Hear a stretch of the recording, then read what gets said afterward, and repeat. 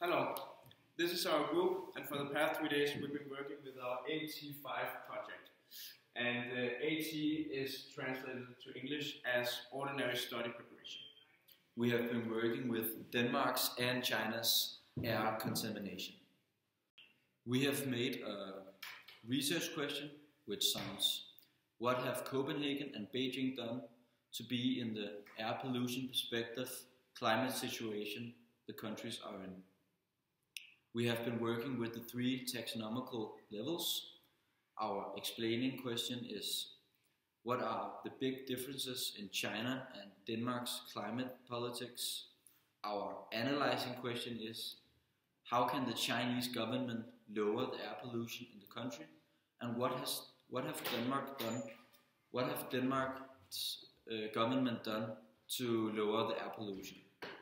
And our discussing question is: would Denmark's climate politics lower the air pollution in China? Our answer to our explaining question is that Denmark doesn't have their own climate politics. Denmark is following the European Union's long-term goals of being independent of fossilized fuel in the year of 2050.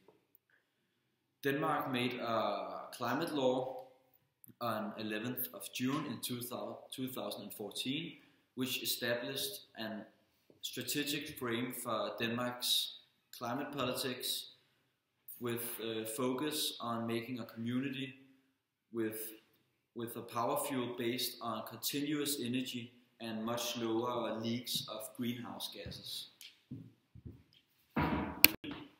We have been using different kinds of methods to come to these conclusions. For instance, we have been using a qualitative method by seeing an interview with the Chinese ambassador in Copenhagen.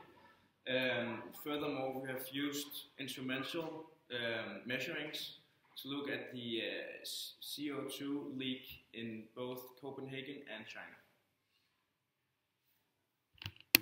Copenhagen's local authority has decided to introduce a law against that it is illegal to keep your car idle running for over a minute.